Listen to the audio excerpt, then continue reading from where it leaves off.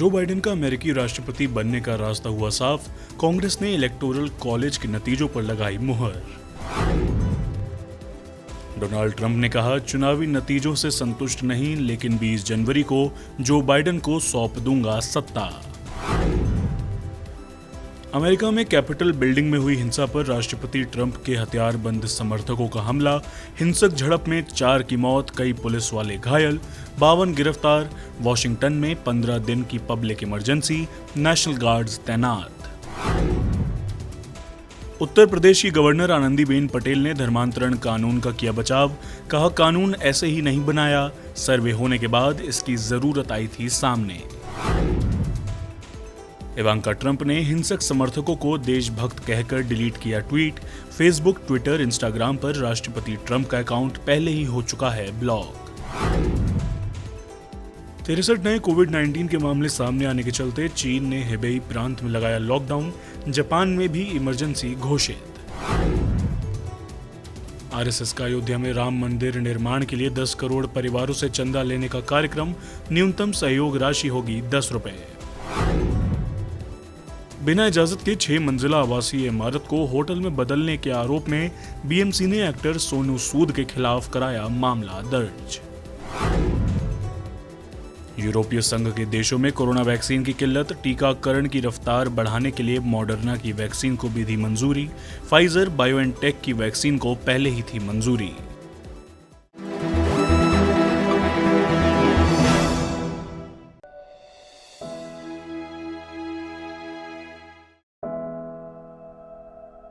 London के अस्पताल से पत्रकार अजय ब्रह्मात्मज को लिखा इरफान खान का एक खत। कुछ महीने पहले अचानक मुझे पता चला कि मैं न्यूरो एंडोक्राइन कैंसर से ग्रस्त हूं। मैंने पहली बार ये शब्द सुना था। खोजने पर मैंने पाया कि इस शब्द पर बहुत ज्यादा शोध नहीं हुए हैं, क्योंकि ये एक दुर्लभ शारीरिक अवस्था का नाम है और इस वजह से इसके उपचार की अनिश्चितता ज्यादा है। अभी तक अपने सफर में मैं तेज मंद गति से चलता चला जा रहा था। मेरे साथ मेरी योजनाएं, आकांक्षाएं, सपने और मंजिलें थी। मैं इनमें लीन बढ़ता चला जा रहा था कि अचानक टीसी ने पीठ पर टैप किया। आपका स्टेशन आ रहा है, प्लीज उतर जाएं। मेरी समझ में नहीं आया। ना, मेरा स्टेशन अभी नहीं आया है। तो जवाब मिला, अगले किसी भी स्टॉप पर उतरना होगा, आपका गंतव्य आ गया है। अचानक एहसास हुआ कि आप किसी बोतल के कॉक की तरह अनजान सागर में अप्रत्याशित लहरों पर बह रहे हैं, लहरों को काबू करने की गलतफहमी लिए। इस हड़बोंग, सहम और डर में घबराकर मैं अपने बेटे से कहता हूं, आज की इस हालत में मैं केवल इतना ही चाहता हूं, मैं इस मानसिक स्थिति को हड़बड़ाहट, डर, बदहवासी की हालत में नहीं जीना चाहता। मुझे किसी भी सूरत में मेरे पैर चाहिए, जिन पर खड़ा होकर अपनी हालत को तटस्थ होकर जी पाऊं। मैं खड़ा होना चाहता था, ऐसी मेरी मंशा थी, मेरा इरादा था। कुछ हफ्तों के बाद मैं एक अस्पताल में भर्ती हो गया। बेइंतहा दर्द हो रहा था। ये तो मालूम था कि दर्द होगा, लेकिन ऐसा दर्द, अब दर्द की तीव्रता समझ में आ रही है। कुछ भी काम नहीं कर रहा है, ना कोई सांत्वना, ना कोई दिलासा। पूरी कायनात उस दर्द के पल में सिमट आई थी। दर्द खुदा से भी बड़ा और विशाल महसूस हुआ। मैं जिस अस्पताल में भर्ती हूं, उसमें बैल्कनी भी है। बाहर का नजारा दिखता है। कोमा वार्ड ठीक मेरे ऊपर है। सड़क की एक तरफ मेरा अस्पताल है और दूसरी तरफ लॉर्ड्स स्टेडियम है। वहां विवियन रिचर्ड्स का मुस्कुराता पोस्टर है, मेरे बचपन के ख्वाबों का मक्का। उसे देखने पर पहली नजर में मुझे कोई एहसास ही नहीं हुआ, मानो वो दुनिया कभी मेरी थी ही नहीं। मैं दर्द की गिरफ्त में हूं। और फिर एक दिन ये एहसास हुआ जैसे मैं किसी ऐसी चीज का हिस्सा नहीं हूं जो निश्चित होने का दावा करे। ना अस्पताल और ना स्टेडियम। मेरे अंदर जो कुछ भी बचा था वो वास्तव में कायनात की असीम शक्ति और बुद्धि का प्रभाव था। मेरे अस्पताल का वहां होना था।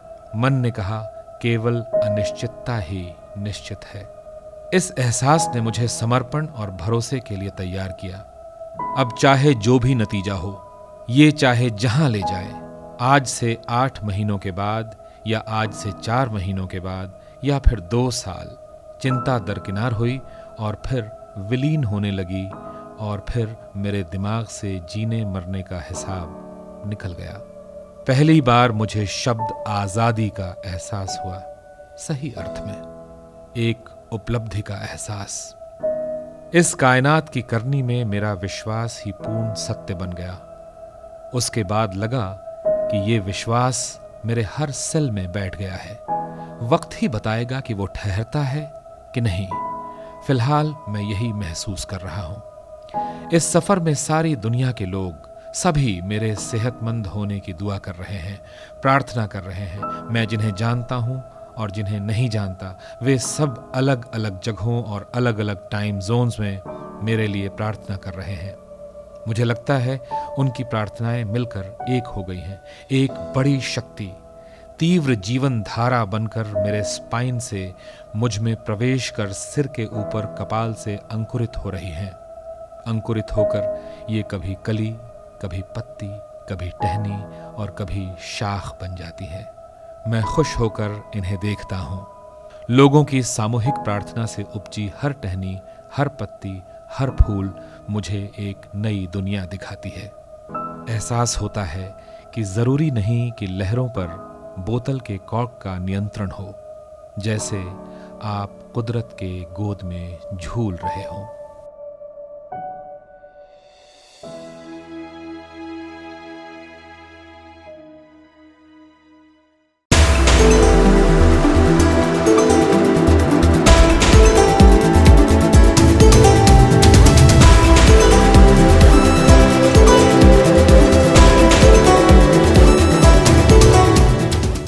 पेट्रोल और डीजल की कीमतों में एक बार फिर से इजाफा हुआ है और आज़ादी के बाद पहली बार पेट्रोल की कीमत देश की राजधानी दिल्ली में 84 रुपये से ऊपर चली गई है और साथ ही डीजल के दाम भी 74 रुपये से ज़्यादा हो गया है।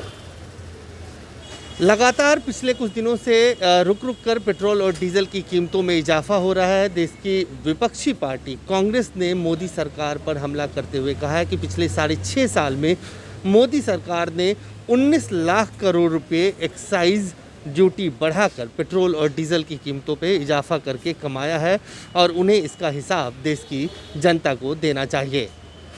इस वक्त हम भारत पेट्रोलियम के एक पेट्रोल पंप पे हैं और यहाँ पे भी जो लोग आ रहे हैं वो ज़्यादातर ऐसे लोग हैं जो कामकाज के सिलसिले में रोज़ अपनी बाइक में या कार में पेट्रोल डलवाते हैं। और उनमें से कई लोगों से जब हमने बातचीत की तो उनका कहना है कि जिस तरह से पेट्रोल और डीजल की कीमतें बढ़ रही हैं, ख़ासतौर से पेट्रोल की कीमतें, जो दोपहिया वाहन वाले हैं जो रोज़ अपने काम पे निकलते हैं उनको खासी दिक्कत हो रही है और उनका जो मंथली बजट है वो पूरी तरह से बिगड़ गया है।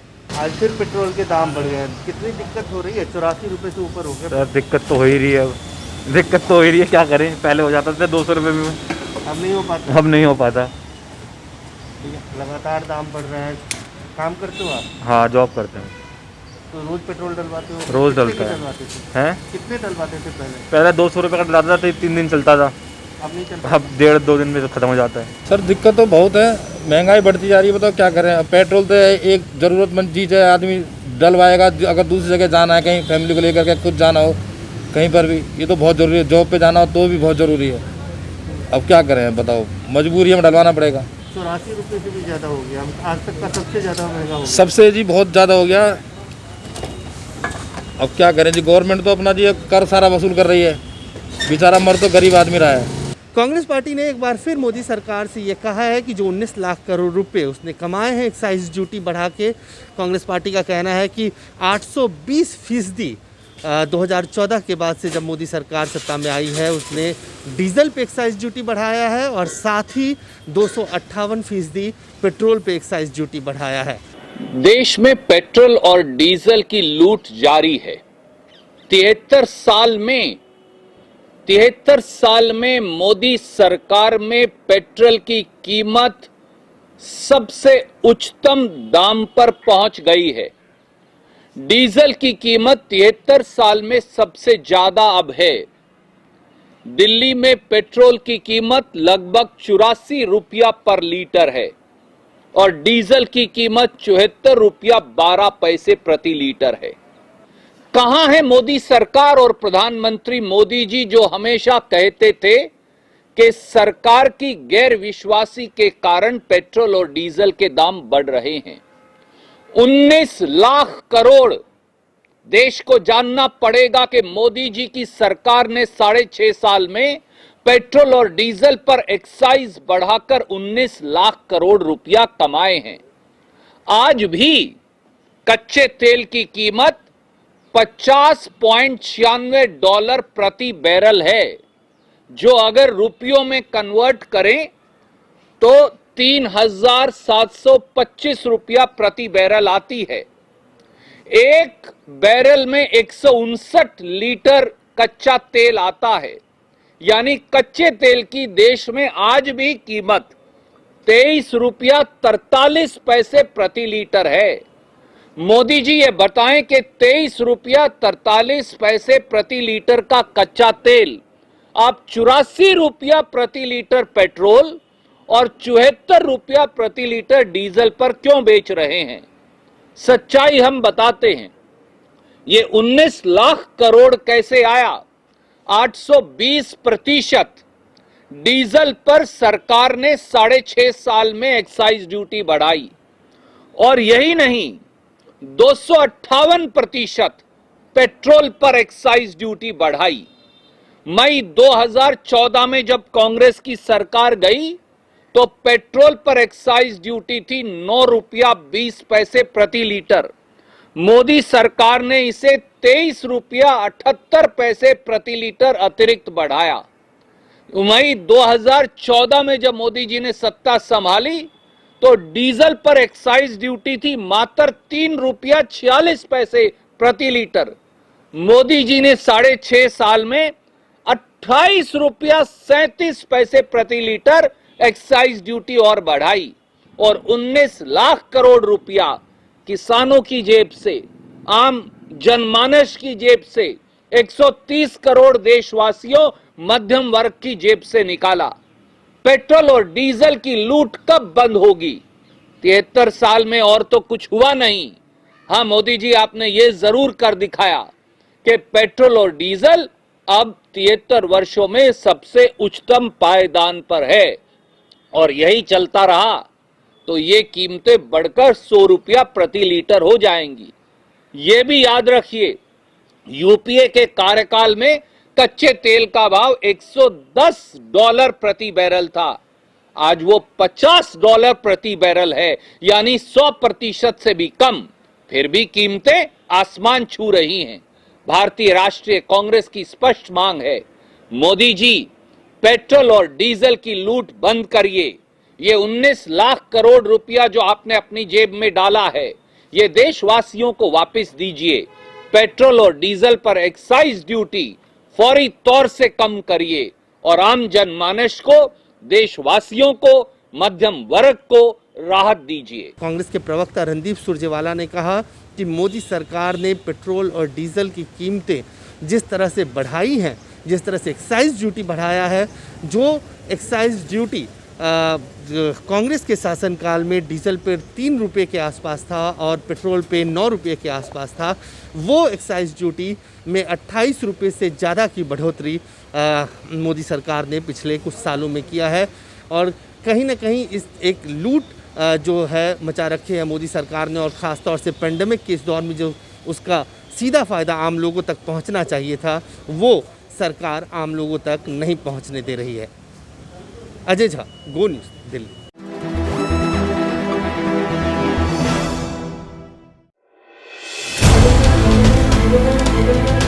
किसान एकता जिंदाबाद।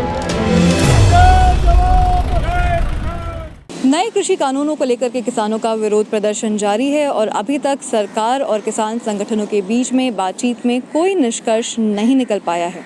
आज किसानों ने एक ट्रैक्टर मार्च निकाला कुंडली मानेसर पलवल हाईवे के ऊपर में, उन अलग अलग स्थानों से जहां पर लगातार किसान धरने पर बैठे हुए हैं। किसानों ने ये भी कहा कि आज जो मार्च निकाला गया है वो 26 जनवरी की तैयारी है। किसान संगठनों ने कहा है कि 26 जनवरी तक अगर सरकार किसानों की मांगों को स्वीकार नहीं करती है तो फिर किसान गणतंत्र दिवस के दिन अपना खुद का मार्च निकालेंगे ट्रैक्टरों के साथ राष्ट्रीय राजधानी दिल्ली में और साथ ही देश के अन्य स्थानों में भी। आज किसानों के जत्थे ट्रैक्टरों के साथ सिंघू और टिकरी बॉर्डर से निकले। वहीं पे गाज़ीपुर बॉर्डर से और रेवासन से पलवल की तरफ भी ट्रैक्टर मार्च निकाला गया केएमपी हाईवे के ऊपर में। अभी तक किसान संगठनों और सरकार के बीच में बातचीत में कोई निष्कर्ष नहीं निकल पाया है। गतिरोध जारी है, जहां पर सरकार ने 2 मांगे किसानों की मांग ली, जो कि नए बिजली बिल को लेकर के थी और साथ ही पराली जलाने के ऊपर जो फाइन लगता है उसको लेकर के किसानों की मांग थी, वो सरकार ने स्वीकार कर ली। लेकिन किसानों की मुख्य मांग है कि नए कृषि कानूनों को रद्द किया जाए और मिनिमम सपोर्ट प्राइस को लेकर के सरकार एक कानून बनाए ताकि एमएसपी के नीचे खरीद ना हो, ये सुनिश्चित हो।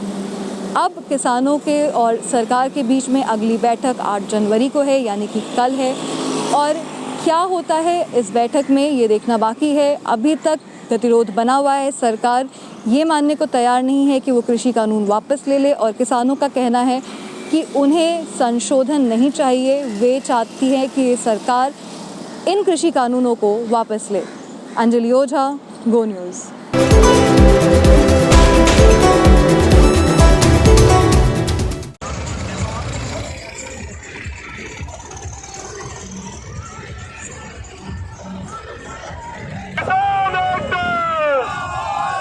किसान यूनियन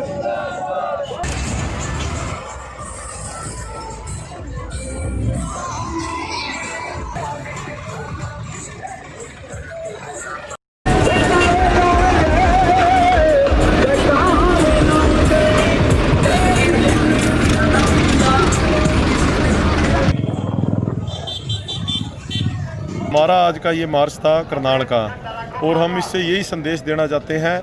एक तो अपने देश की जनता को संदेश है, हमें आम जनता का इसमें पूरा समर्थन मिल रहा है, उसके लिए हम धन्यवाद करते हैं। और भाइयों से भी जो अब तक इस आंदोलन का हिस्सा नहीं बने, क्योंकि जो ये कानून है ये किसानों से ज़्यादा देश की आम जनता को नुकसान करेंगे। असल में ये आंदोलन तो किसानों ने शुरू कर दिया, पर असल में इससे प्रभावित पूरे देश की जनता ने होना है। कारण है क्योंकि ये जो कानून है जरूरी वस्तु अधिनियम इन्होंने ख़त्म किया है, काला बाजारी का सरकारी एक लाइसेंस दे दिया है गवर्नमेंट ने स्टॉक सीमा ख़त्म करके। हमारा यही अपील है, देश की सारी जनता इसमें पूरा जोर शोर से हमारा सहयोग कर रही है, उसके लिए धन्यवाद। दबाव बनेगा सरकार पर? सरकार पे पूरा दबाव है। बात ये है, ये इतना बड़ा आंदोलन पूरे वर्ल्ड में आज तक ऐसा आंदोलन नहीं हुआ और बड़े व्यवस्थित तरीके से शांतिपूर्ण तरीके से आंदोलन चल रहा है। हमें पूरे देश से समर्थन मिल रहा है और 26 तारीख को हमने एक बड़ा प्रोग्राम रखा है गणतंत्र दिवस पर। हम 1 लाख ट्रैक्टर लेके परेड करने वाले हैं। पहली बार देश की गणतंत्र दिवस की परेड में देश का किसान अपने ट्रैक्टर से शामिल होगा। उससे पहले 8 तारीख को मीटिंग है, क्या पता उसमें हल निकल जाए? मैं भी 4 तारीख की मीटिंग में विज्ञान भवन में भी था गुरनाम सिंह चडूनी जी के साथ। उस दिन हमारे नेताओं ने उनको 2 टूक कहा है, हम इनको तीनों कानूनों को रद्द, एमएसपी खरीद का गारंटी कानून, हम इस पे ही बात करना चाहते हैं और इसी पे बात करना है तो बताओ। तो मंत्री नरेंद्र तोमर ने 8 तारीख के लिए टाइम मांगा है, भाई हम अपनी बातचीत कर लें। हम 8 तारीख को, उन्होंने उसके बाद फिर रिपीट किया, अभी 8 तारीख को हम बात यहीं से चालू करेंगे।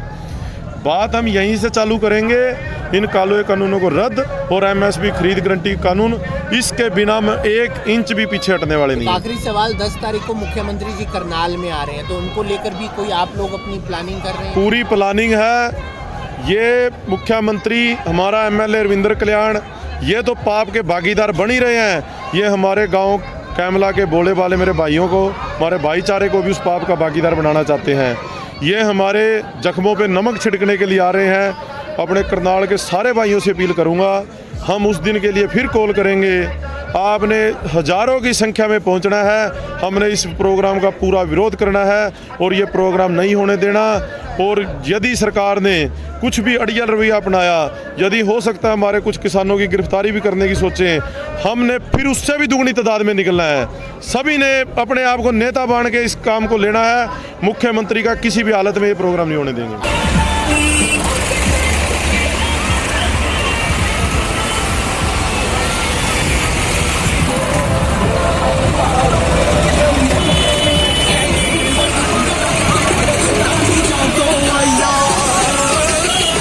हम आज किसान रैली निकाल रहे हैं यहाँ करनाल डिस्ट्रिक्ट के अंदर। जो हमारे माननीय मुख्यमंत्री जी बोल रहे थे, भाई यहाँ मेरे हरियाणा का कोई भी किसान नहीं है। उनकी आंखें खोलने के लिए ये किसान रैली निकाल रहे हैं कि यहाँ हरियाणा के लोग भी हैं, वो भी उनकी ज़मीर जिंदा है, यहाँ के किसान भी जिंदा हैं। वो अपने आप को साबित कर रहे हैं। अभी हम यहाँ अपना रैली निकाल रहे हैं। सर ये कहना चाहेंगे भी जो हमारे खट्टर सरकार को जो कह रही है भी मेरे हरियाणा के किसान नहीं है, उनको ये बताने के लिए हम इकट्ठे हुए हैं। अभी यहाँ ये हरियाणा के ही किसान है, करनाल डिस्ट्रिक्ट के ही किसान है, बाहर से नहीं कोई आया, कोई पंजाब से कोई हमें कोई बरकरार नहीं रहा। हमें तो अपने हक के लिए हम लड़ाई लड़ रहे हैं। ਇਹਨੇ ਕਿਸਾਨਾਂ ਨੂੰ ਦੁਖੀ ਕਰਤਾ ਹੈ, ਮਜ਼ਦੂਰਾਂ ਨੂੰ ਦੁਖੀ ਕਰਤਾ ਹੈ, ਵਪਾਰੀਆਂ ਨੂੰ ਦੁਖੀ ਕਰ ਦਿੱਤਾ ਇਹਨੇ।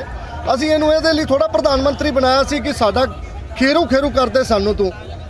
ਅਸੀਂ ਇਹਨੂੰ ਪ੍ਰਧਾਨ ਮੰਤਰੀ ਬਣਾਇਆ ਸੀ ਕਿ ਸਾਡੇ ਦੇਸ਼ ਨੂੰ ਅੱਗੇ ਲੈ ਕੇ ਚੱਲ, GDP ਵਧਾ, ਹਰ ਬੰਦੇ ਦਾ ਸਾਥ ਦੇ। ਲੇਕਿਨ ਇਹ ਤਾਂ ਪੁੱਠੇ ਪਿੱਛੇ ਨੂੰ ਚੱਲ ਗਿਆ ਵੀ ਇਹਨੇ ਵੀ ਕਿਸੇ ਨੂੰ ਜਿਉਣ ਹੀ ਨਹੀਂ ਦੇਣਾ। ਇਹਨੇ ਸਿਰਫ ਪ੍ਰਧਾਨ ਮੰਤਰੀ 3 ਬੰਦਿਆਂ ਦਾ ਬਣ ਕੇ ਰਹਿ ਗਿਆ ਓਨਲੀ, ਜਿਹੜੇ ਕਾਰਪੋਰੇਟ ਜਗਤ ਦੇ ਨੇ, ਅੰਬਾਨੀ ਅਡਾਨੀ ਵਗੈਰਾ ਟਾਟਾ, ਇਹ ਉਹਨਾਂ ਦਾ ਬਣ ਕੇ ਰਹਿ ਗਿਆ। ਇਹਨੂੰ ਚਾਹੀਦਾ ਇਹਨੇ ਪ੍ਰਧਾਨ ਮੰਤਰੀ ਹਰ ਬੱਚੇ ਦਾ ਹੁੰਦਾ, ਦੇਸ਼ ਦੇ ਵਿੱਚ ਜਿੰਨੀ ਵੀ ਜਨਤਾ ਸਭ ਦਾ ਹੁੰਦਾ। ਬਿਨਾਂ ਦੱਸਿਆ, ਬਿਨਾਂ ਪੁੱਛਿਆ, ਬਿਨਾਂ ਸਲਾਹ ਕੀਤੇ ਇਹਨੇ ਕਾਨੂੰਨ ਬਣਾ ਦਿੱਤੇ ਨੇ। ਇਹ ਸਾਡੇ ਦੇ ਕਾਨੂੰਨ ਥੋਪਣ ਡਿਆ ਜਦੋਂ ਸਾਨੂੰ ਕਾਨੂੰਨ ਦੀ ਜ਼ਰੂਰਤ ਹੀ ਨਹੀਂ। ਤੇ ਅਸੀਂ ਕਾਨੂੰਨ ਜਦੋਂ ਚਾਹੀਦੇ ਨਹੀਂ ਸਾਨੂੰ ਸਾਡੇ ਹਾਲ ਤੇ ਰਹਿਣ ਦੇ। ਅਸੀਂ ਸਿਰਫ ਆਪਣੇ ਹਾਲ ਤੇ ਰਹਿਣਾ ਚਾਹੁੰਦੇ, ਸਾਨੂੰ ਇਹ ਕਾਨੂੰਨ ਨਹੀਂ ਚਾਹੀਦੇ। आपको लगता है दबाव बनेगा सरकार पे आपके इस ट्रैक्टर मार्च से, क्योंकि 8 तारीख को मीटिंग भी है। ਅੱਜ ਜਿੱਥੇ ਅਸੀਂ ਖੜੇ ਆ, ਇੱਥੋਂ ਦਾ ਮਨੋਹਰ ਲਾਲ ਖੱਟਰ ਨੂੰ 2 ਵਾਰੀ MLA ਬਣਾ ਕੇ ਭੇਜਿਆ। ਇੱਕ ਵਾਰੀ ਵੀ ਉਸ ਬੰਦੇ ਨੇ ਕਿਸੇ ਕਿਸਾਨ ਨਾਲ ਗੱਲ ਨਹੀਂ ਕੀਤੀ। ਅੱਜ ਕਰਨਾਲ ਦੇ ਕੋਨੇ ਚੋਂ ਪਿੰਡ ਚੋਂ ਗਲੀ ਚੋਂ ਟਰੈਕਟਰ ਲੈ ਕੇ ਕਿਸਾਨ ਇੱਥੇ ਹਜ਼ਾਰਾਂ ਦੇ ਹਿਸਾਬ ਨਾਲ ਇਕੱਠਾ ਹੋਇਆ। 10,000 ਟਰੈਕਟਰ ਇਕੱਠਾ ਹੋਇਆ ਇੱਥੇ ਤੇ ਜਨਤਾ ਵੇਖ ਲਓ ਕਿੰਨੀ ਹੈ। ਮੰਡੀ ਦੇ ਵਿੱਚ ਪੈਰ ਧਰਨ ਨੂੰ ਥਾਂ ਨਹੀਂ। ਦਬਾ ਅਸੀਂ ਇਹਨਾਂ ਦੀ ਅੱਖ ਖੋਲਣ ਵਾਸਤੇ, ਇਹਨਾਂ ਦੇ ਕੰਨ ਖੋਲਣ ਵਾਸਤੇ ਖੱਟਰ ਦੇ ਤੇ ਮੋਦੀ ਦੇ ਆ ਪ੍ਰਦਰਸ਼ਨ ਕਰ ਰਹੇ ਆ। 10 तारीख को क्या प्रोग्राम है, कोई तैयारी चल रही है? BJP ਦਾ ਨੇਤਾ, ਕੋਈ ਵੀ ਨੇਤਾ ਛੋਟਾ ਜਾਂ ਵੱਡਾ, ਉਹਨੂੰ ਪਿੰਡ 'ਚ ਨਹੀਂ ਵੜਨ ਦਿਆਂਗੇ ਕਿਸੇ ਪਿੰਡ ਦੇ ਵਿੱਚ ਵੀ। ਅਸੀਂ ਉਹਨਾਂ ਦਾ ਗੱਡ ਕੇ ਵਿਰੋਧ ਕਰਾਂਗੇ। ਜਿਵੇਂ ਅੰਬਾਲੇ ਦੇ ਵਿੱਚ ਮਨੋਹਰ ਲਾਲ ਖੱਟਰ ਨੂੰ ਵਾਪਸ ਭੇਜਿਆ ਸੀ ਨਾ ਪੁੱਟੀ ਪੈਰੀ, ਇਸ ਤਰ੍ਹਾਂ ਹੀ ਭੇਜਾਂਗੇ।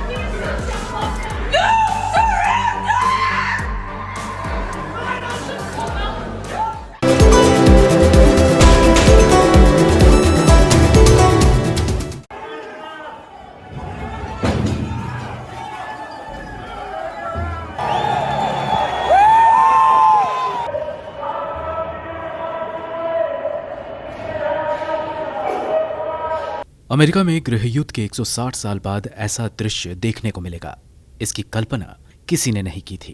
अमेरिकी लोकतंत्र के सबसे बड़े प्रतीक कैपिटल हिल में हथियारबंद दंगाइयों का इस तरह से घुसना और संसद की कार्यवाही में खलल डालना बताता है कि एक नेता का अंध समर्थन किस तरह लोगों को तर्क से परे ले जाकर उनका नागरिक बोध खत्म कर सकता है। इस दुस्साहस के नतीजे में 4 लोगों की जान चली गई और 50 से ज्यादा लोग गिरफ्तार हुए। पुलिस के पास हथियारबंद प्रदर्शनकारियों को रोकने के लिए गोली चलाने के अलावा कोई चारा नहीं था। इसी के साथ अमेरिका का गन कल्चर एक बार फिर बीच बहस है। अमेरिका में लोगों को आत्मरक्षा के लिए हथियार रखने की आजादी है। बाजारों में खुलेआम बंदूकें खरीदी जाती हैं, लेकिन इसका इस्तेमाल राजनीतिक घटनाक्रमों को प्रभावित करने के लिए हो सकता है। ये दुनिया के सबसे पुराने लोकतंत्र के ख्याल में भी नहीं था, लेकिन राष्ट्रपति के रूप में ट्रंप के रवैये ने इस असंभव कल्पना को संभव बना दिया। ऐसा लगता है कि ट्रंप समर्थकों ने इसकी तैयारी काफी पहले से शुरू कर दी थी। वे किसी भी हाल में ट्रंप को व्हाइट हाउस से बाहर जाते नहीं देख सकते थे और ट्रंप भी ये कहकर उनका हौसला बढ़ा रहे थे कि वे हारने पर भी व्हाइट हाउस नहीं छोड़ेंगे। शायद यही वजह है कि साल 2020 में अमेरिका में हथियारों की बिक्री ने सभी पिछले रिकॉर्ड तोड़ दिए। अमेरिकी संस्था नेशनल शूटिंग स्पोर्ट्स फाउंडेशन के अनुसार 2020 में अक्टूबर तक इतने बंदूकें बिक चुकी थीं जितनी पिछली बार 2016 में बिकी थीं जब रिकॉर्ड बना था। कोरोना महामारी की चपेट में आने के साथ ही अमेरिका में हथियार खरीदने का सिलसिला तेज हो गया था। ऐसी तस्वीर आई थी कि लोग लॉकडाउन से पहले खाने का सामान खरीदने बाजार गए और हथियार भी खरीद कर घर लौटे। नेशनल शूटिंग स्पोर्ट्स फाउंडेशन ने कुछ समय पहले 1,72,00,000 बंदूक खरीदने वालों की पृष्ठभूमि की जांच पूरी कर ली थी, जिन्होंने बीते साल गन खरीदी। अगर इसकी तुलना साल 2016 से करें, जब रिकॉर्ड तोड़ बिक्री हुई थी, उस साल 1,57,00,000 हथियार खरीदने वालों की पृष्ठभूमि की जांच हुई थी। राष्ट्रपति चुनाव का प्रचार तेज होने के साथ ये सिलसिला बढ़ा और अकेले अक्टूबर में 17 लाख से अधिक हथियार खरीदने वालों की पृष्ठभूमि की जांच की गई, जो कि साल 2019 में इसी अवधि से लगभग 60% ज्यादा थी। सबसे हैरानी वाली बात यह थी कि अक्टूबर तक 50 लाख बंदूकें ऐसे लोगों ने खरीदी जिन्होंने जीवन में पहली बार गन खरीदी थी। अमेरिका के कई राज्यों में पुलिस बर्बरता के खिलाफ चल रहा ब्लैक लाइव मैटर विरोध प्रदर्शन भी इसका कारण था, लेकिन कैपिटल हिल पर हुआ हथियारबंद हमला इसका राजनीतिक पहलू भी पता रहा है। अमेरिका में 100 नागरिकों के बीच में औसतन 120 बंदूकें हैं। सार्वजनिक स्थानों पर गोलीबारी की घटनाएं अक्सर हो जाती हैं, जिसे देखते हुए इसे नियंत्रित करने की मांग होती रही है, लेकिन लोग हथियार रखने को निजी आजादी से जोड़ते हैं। सवाल है कि क्या कैपिटल हिल पर हथियारबंद हमले के बाद अमेरिकी सरकार और समाज अपने बंदूक प्रेम पर ठहर कर सोचने को तैयार होगा? ब्यूरो रिपोर्ट, गो न्यूज।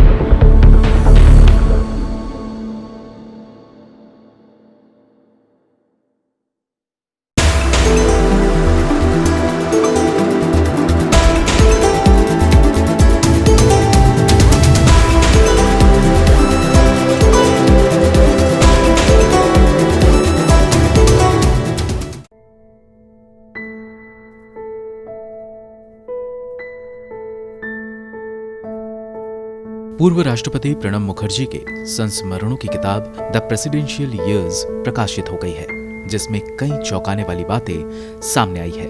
इस किताब में प्रणब मुखर्जी ने पीएम मोदी से लेकर सोनिया गांधी तक के बारे में अपने विचार खुलकर व्यक्त किए हैं। देश के 13वें राष्ट्रपति प्रणब मुखर्जी का निधन बीते साल 31 अगस्त को हो गया था। उनके संस्मरणों की इस किताब को लेकर काफी लोगों में काफी उत्सुकता थी, खास तौर पर जब से इसके कुछ अंश पिछले दिनों मीडिया में प्रसारित हुए थे। प्रणब मुखर्जी ने इस किताब में प्रधानमंत्री नरेंद्र मोदी को असहमति की आवाज सुनने की नसीहत दी है। उन्होंने कहा है कि प्रधानमंत्री मोदी को विपक्ष को समझाने तथा देश को विभिन्न विषयों से अवगत कराने के लिए एक मंच के रूप में संसद का उपयोग करते हुए अक्सर बोलना चाहिए। उनके मुताबिक संसद में प्रधानमंत्री की उपस्थिति मात्र से बहुत फर्क पड़ता है। प्रणब मुखर्जी ने अपनी किताब में लिखा है, अपने दूसरे कार्यकाल में अब पीएम मोदी को अपने पूर्ववर्तियों से प्रेरणा लेनी चाहिए और उन परिस्थितियों से बचने के लिए जो संसदीय संकट हम पहले कार्यकाल में देख चुके हैं, उनसे बचने के लिए संसद में अपनी मौजूदगी बनाए रखनी चाहिए। साथ ही उन्होंने लिखा है, कि मैं विपक्ष और सरकार पक्ष में तीखे तकरार के लिए सरकार के अहंकार और स्थिति को ना संभाल पाने को जिम्मेदार मानता हूं। हालांकि विपक्ष भी कम जिम्मेदार नहीं है। विपक्ष ने भी गैर जिम्मेदाराना रवैया दिखाया था। प्रणब मुखर्जी ने अपनी इस किताब में ये खुलासा भी किया है कि प्रधानमंत्री नरेंद्र मोदी ने 8 नवंबर 2016 को नोटबंदी की घोषणा करने से पहले उनके साथ इस मुद्दे पर कोई चर्चा नहीं की थी, लेकिन साथ ही उन्होंने लिखा है कि इससे उन्हें हैरानी भी नहीं हुई। वहीं 2014 चुनावों के नतीजों पर प्रणब मुखर्जी ने लिखा है कि नतीजों से इस बात की राहत मिली कि निर्णायक जनादेश आया, लेकिन किसी समय मेरी अपनी पार्टी रही कांग्रेस के प्रदर्शन से निराशा हुई। उन्होंने आगे लिखा है कि ये यकीन कर पाना मुश्किल था कि कांग्रेस सिर्फ 44 सीट जीत सकी। प्रणब मुखर्जी ने 2014 की हार के लिए कई कारणों का जिक्र किया है। उन्होंने लिखा है कि मुझे लगता है कि पार्टी अपने करिश्माई नेतृत्व के खत्म होने की पहचान करने में विफल रही। पंडित नेहरू जैसे कद्दावर नेताओं ने यह सुनिश्चित किया कि भारत अपने अस्तित्व को कायम रखे और एक मजबूत एवं स्थिर राष्ट्र के तौर पर विकसित हो। दुखद है कि अब ऐसे अद्भुत नेता नहीं है, जिससे ये व्यवस्था औसत लोगों की सरकार बन गई। प्रणब मुखर्जी ने लिखा है कि कई नेताओं ने उनसे कहा था कि अगर 2004 में वो प्रधानमंत्री बने होते तो 2014 में इतनी करारी हार नहीं मिलती। प्रणब मुखर्जी ने लिखा है कि उनके राष्ट्रपति बनने के बाद कांग्रेस ने दशा और दिशा खो दी थी और सोनिया गांधी सही फैसले नहीं कर पा रही थी। प्रणब मुखर्जी ने किताब में यह भी लिखा है कि मनमोहन सिंह का ज्यादा वक्त अपनी सरकार बचाने में गया, जिसका बुरा असर सरकार के कामकाज पर पड़ा। दूसरी तरफ प्रधानमंत्री मोदी ने अपना पहला कार्यकाल निरंकुश तरीके से चलाया और देखना दिलचस्प होगा कि वो अपने दूसरे कार्यकाल में सीख लेकर अपना तरीका बदलेंगे या नहीं। प्रणब मुखर्जी ने लिखा, मेरा मानना है कि संकट के समय में पार्टी के नेतृत्व को एक अलग दृष्टिकोण से विकसित करना चाहिए। अगर मैं सरकार में वित्त मंत्री के रूप में जुड़ा होता तो यूपीए गठबंधन में ममता बनर्जी की निरंतरता को सुनिश्चित करता। इसी तरह महाराष्ट्र को लेकर सोनिया गांधी द्वारा लिए गए निर्णयों से पार्टी को नुकसान ही हुआ। अगर मुझे मौका मिलता तो शायद मैं विलासराव देशमुख की जगह शिवराज पाटिल या सुशील कुमार शिंदे को केंद्र में बुला लेता। मुझे नहीं लगता कि मैंने तेलंगाना राज्य बनाने की अनुमति दी होती। द प्रेसिडेंशियल ईयर्स में भारत के पहले प्रधानमंत्री जवाहरलाल नेहरू का भी जिक्र है। किताब में दावा किया गया है कि देश के पहले प्रधानमंत्री जवाहरलाल नेहरू ने नेपाल के भारत में विलय के राजा त्रिभुवन वीर विक्रम शाह के आग्रह को ठुकरा दिया था। प्रणब मुखर्जी ने लिखा है कि अगर उनकी जगह इंदिरा गांधी होती तो शायद वो इस मौके को हाथ से नहीं जाने देती। ब्यूरो रिपोर्ट, गो न्यूज।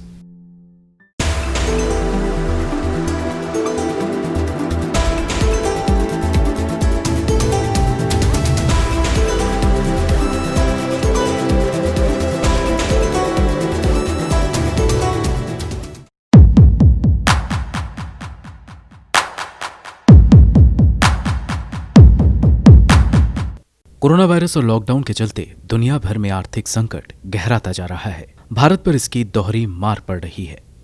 एक तरफ देश में बेरोजगारी बढ़ रही है तो दूसरी तरफ विदेशों में काम करके भारतीय अर्थव्यवस्था को मजबूत बनाने में योगदान देने वाले भी बेरोजगार होकर वापस आ रहे हैं।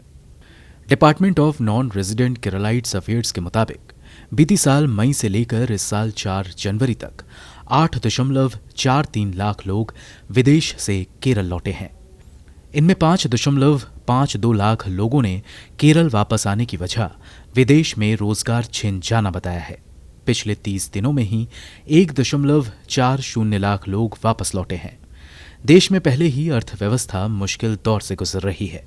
ऐसे में बाहर बसे भारतीयों के लौटने से उसे कैसे झटका लगेगा, इसे आंकड़ों से समझिए। लोकसभा में जारी आंकड़ों से पता चलता है कि रोजगार और घर परिवार चलाने के लिए 1.36 करोड़ भारतीय विदेशों में बस गए हैं। अकेले 7 इस्लामिक देशों यानी यूनाइटेड अरब अमीरात, सऊदी अरब, कुवैत, ओमान, कतर, बहरीन और मलेशिया में 83,72,333 भारतीय रह रहे हैं, जबकि America, United kingdom, Nepal, Singapore, Australia, Canada में 30,410 भारतीय हैं। साल 2019 में इन भारतीयों ने $83 बिलियन भारत भेजकर देश की अर्थव्यवस्था मजबूत की थी। आरबीआई के 217 के सर्वे से पता चलता है कि सबसे ज्यादा 26.9% रकम यूनाइटेड अरब अमीरात से आती है।